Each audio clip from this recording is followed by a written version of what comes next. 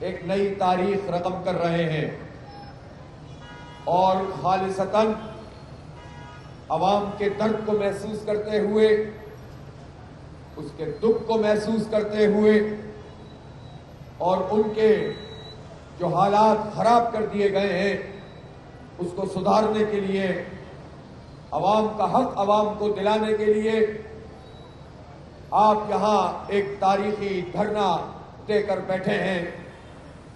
اور میں شروع میں ہی یہ بات واضح کر دینا چاہتا ہوں کہ یہ دھرنا 2 دن کا نہیں ہے، 3 دن کا نہیں ہے، یہ 1 مہینے کا دھرنا بھی ہو سکتا ہے، یہ 2 مہینے کا دھرنا بھی ہو سکتا ہے۔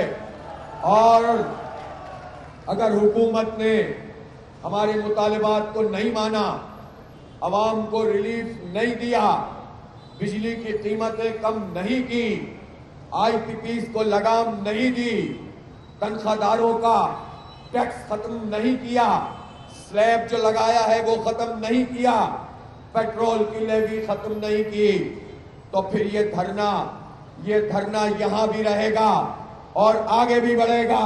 اور آپ جہاں جانا چاہتے ہیں، کہاں جانا چاہتے ہیں؟ ڈی چوک جانا چاہتے ہیں؟ صرف ڈی چوک تک ہی نہیں جائیں گے، پارلیمنٹ کے دروازے پر جا کر بیٹھیں گے، پارلیمنٹ کے دروازے پر بیٹھیں گے اور پھر اس جعلی اسمبلی اور حکومت کو ان کا راستہ بند کر دیں گے۔ اس لیے حکومت کے لوگوں اس بات کو سمجھ لو کہ ہم حق لینے آئے ہیں، اپنا نہیں، پاکستان کے 25 کروڑ لوگوں کا حق لینے کے لیے آئے ہیں۔ ہم اپنے نوجوانوں کو مایوسی سے نکال کر امید کا پیغام دینے کے لیے آئے ہیں۔ یہ کیسی بات ہے کہ پاکستان ہو جس میں پہاڑ ہو، سمندر ہو، دریا ہو، لہلہاتے کھیت ہوں، جس میں معدنیات ہو، سونا ہو، ماربل ہو، تانبا ہو، کرومائٹ ہو، جس میں پھل ہو، غلہ ہو، سب کچھ موجود ہو اور جوان بھی موجود ہو، اور ان جوانوں کو ان کے مستقبل اور پاکستان کے مستقبل سے مایوس کر دیا جائے۔ آؤ عزم کرو کہ یہ دھرنا انشاءاللہ مایوسی کو ختم کر دے گا، انشاءاللہ ایک امید کا چراغ جلائے گا، ایک یقین سے ہمکنار کرے گا، اور اب پاکستان پہ یہ بھیڑیے راج نہیں کر سکتے جو ہمیں لوٹتے ہیں، کھسوٹتے ہیں اور ہمارا خون چوستے ہیں۔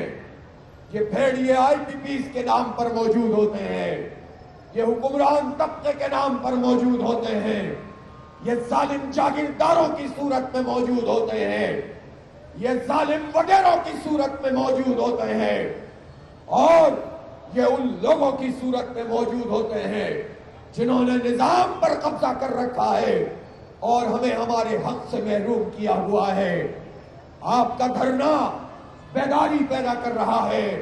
میں آپ کو یقین دلاتا ہوں، آپ بیٹھے مری روڈ پر ہیں، آپ دھرنا یہاں دیے ہوئے ہیں، اور پاکستان کے چپے چپے کے لوگ آپ سے امید لگا کر بیٹھ گئے ہیں۔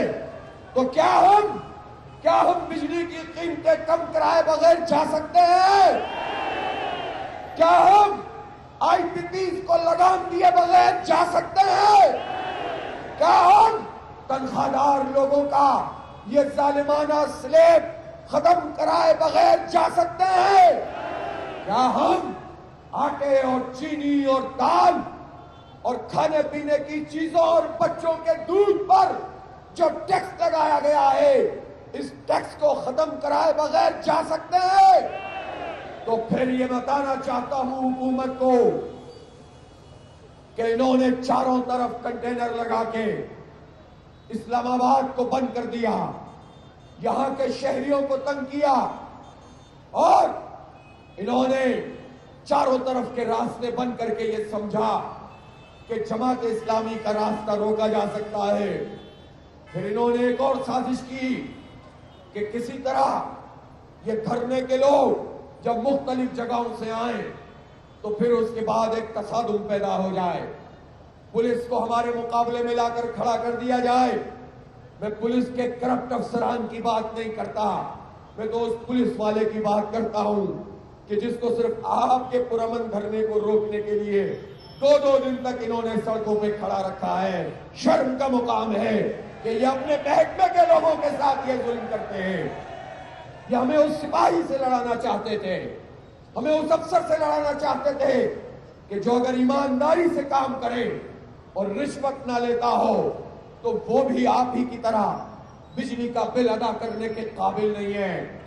यह हमें आपस में लड़वा के यह हुक्मरान तबका अपने मजमूम मकासद पूरे करना चाहता था, लेकिन हम इस बात को अच्छी तरह समझते हैं कि 2 स्टेप बैकवर्ड होकर कैसे आगे बढ़कर हमला किया जाता है। इसलिए हमने अमन को तरजीह दी, हमने पुरअमन सियासी मुजाहमत को तरजीह दी। हम वापस भी जा सकते थे, लेकिन हमने फैसला किया कि एक धरने को कई धरनों में तब्दील करेंगे। और 26 के ऊपर धरना हुआ और 0 पॉइंट पे धरना हुआ, यहां मरी रोड पे धरना हुआ, और जिन लोगों तक हमारी कम्युनिकेशन नहीं हो सकी वो तो टी चौक पे भी जाकर बैठ गए थे। टी चौक का धरना तो हो चुका है और हुकूमत शिकस्त खा चुकी है। और हम ये बताना चाहते हैं कि हमने अमन को तरजीह दी है,